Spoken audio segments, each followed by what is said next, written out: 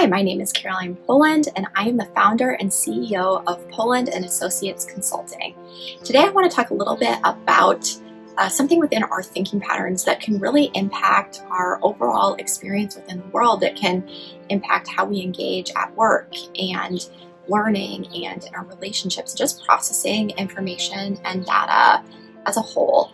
And that's the idea of all or nothing thinking and challenging that to a more shades of gray balanced approach. So how does this ability to hold the both and apply to some of the conversations that we've had on compassion fatigue and burnout and secondary traumatic stress? Again, because that ability to hold the both and instead of either or actually widens our window of tolerance, we're able to cope with harder things without getting activated. We're able to decrease some of the perceptions of a threat, and that actually helps to serve as a protective factor against compassion fatigue and burnout and secondary traumatic stress. So the practice of holding both and, of seeing people as both and instead of either or, allows us to recognize the good things, the things that we have going for us, the things that a company has going for us, a way that you're supported. And it allows us to see the things that need improvement in ourselves or in our organization or in someone else. And so it allows us to not get too stuck on one thing, but it allows us to expand our reality to hold both things. And again, that allows us to widen our window of tolerance and helps to serve as a protective factor to compassion fatigue and burnout and secondary traumatic stress. So what are some practical strategies that you can use to help to move away from all or nothing thinking and start to build up that muscle of the both and shades of gray?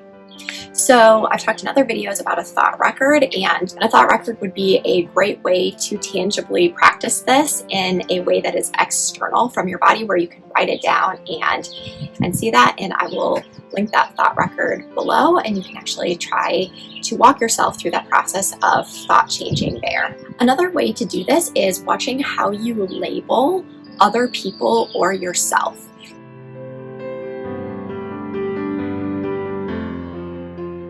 So do you label someone as, well, they're this way, and this is the only way that they can be?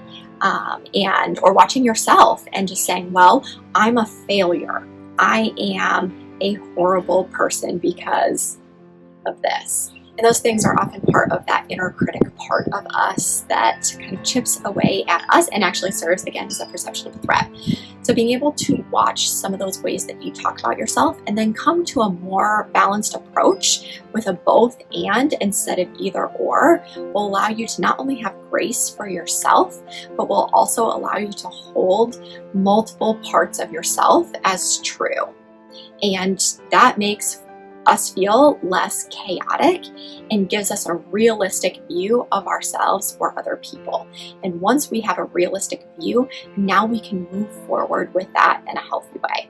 But if we start to chunk away realities and parts of other people or parts of ourselves, we create a lack of reality that we're engaging with, and that is stressful. So watch how you label yourself or other people and challenge yourself in those moments to come to a more balanced approach where you can look at things as both and instead of either or. Another reason that this practice is helpful is that it actually allows us to develop a sense of grace and compassion and empathy for ourselves and for other people. And sometimes that actually can feel kind of threatening, and there's narratives behind that we want to be curious about and work through with a counselor. But it allows us to widen our understanding of ourselves and others in the world. It allows us to give grace for other people, and that's really important. It allows us to have a sense of imagination about what might be going on in another's world and begin to create explanations that hold a number of different explanations instead of deciding one thing and moving forward in that way. So that development of compassion and empathy and grace for other people and ourselves is important, and it allows us to engage in relationships in a healthier way.